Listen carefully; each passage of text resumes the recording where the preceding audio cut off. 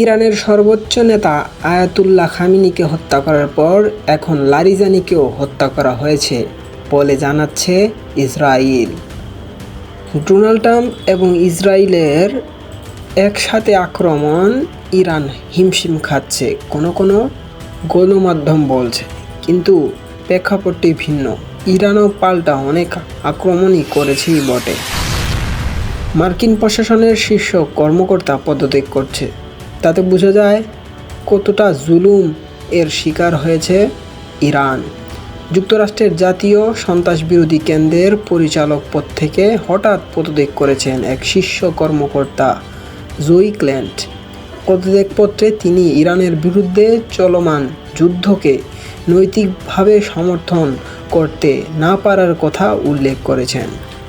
পদত্যাগপত্রে তিনি লিখেছেন, গভীর চিন্তাভাবনার পর আমি আজকের তারিখে জাতীয় সন্ত্রাস বিরোধী কেন্দ্রের পরিচালক পদ থেকে পদত্যাগের সিদ্ধান্ত নিয়েছি। ইরানের বিরুদ্ধে চলমান যুদ্ধকে আমি বিবেকের সঙ্গে সমর্থন দিতে পারছি না। ইরান আমাদের দেশের জন্য কোনো তাৎক্ষণিক হুমকি ছিল না।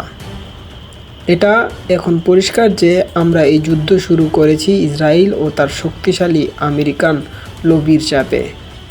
এতে বোঝা যায় একজন যুক্তরাষ্ট্রের নাগরিক হিসাবে যদি একজন উচ্চপদস্থ কর্মকর্তা পদত্যাগ করেন, তাহলে বোঝাই যায় যে ট্রাম্প যেভাবে জোরপূর্বক ইরান দখল করার চেষ্টা করছেন, ইরানের শাসন ব্যবস্থা দখল করার চেষ্টা করছেন, তা কোনো মতেই যুক্তিযুক্ত নয়।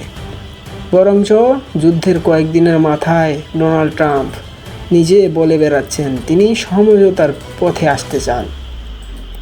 যখন কোনো দেশের প্রধান সমঝোতায় আসতে চান, তাহলে তিনি কেন অযথা ইরানে আক্রমণ করবেন?